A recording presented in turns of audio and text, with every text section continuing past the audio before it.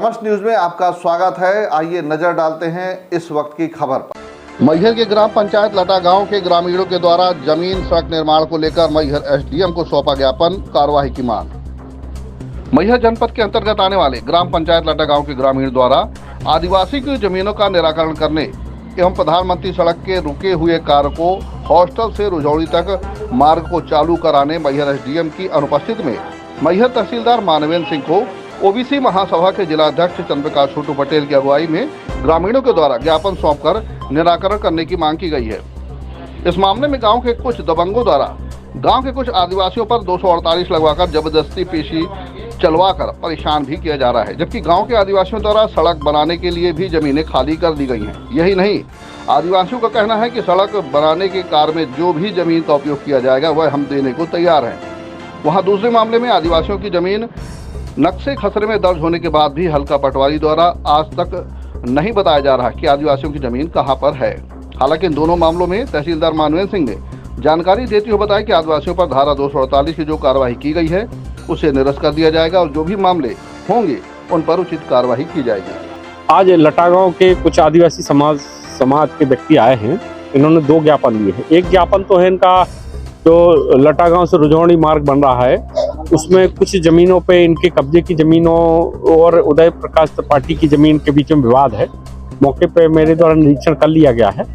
अभी जो वर्तमान में रास्ता प्रचलित है उदय त्रिपाठी की जमीन से प्रचलित है, जबकि इसके बाजू से चन्नोई की जमीन पूरी खाली पड़ी है।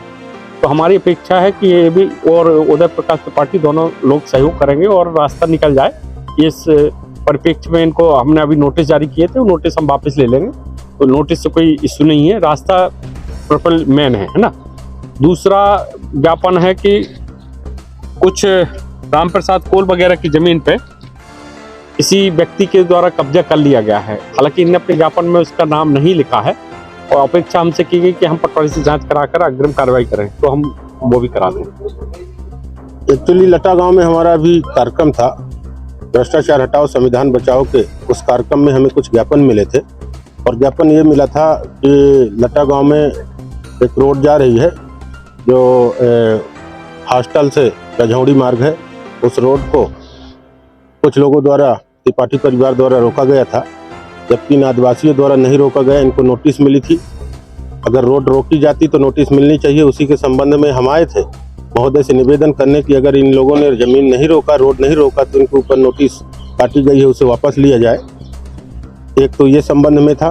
तहसीलदार साहब ने क्या आश्वासन दिया? तहसीलदार साहब ने अपना नोटिस वापस करने के लिए अभी वादा करके गए हैं। निश्चित तौर पर अपनी नोटिस वापस लेंगे और वो रोड बननी चाहिए।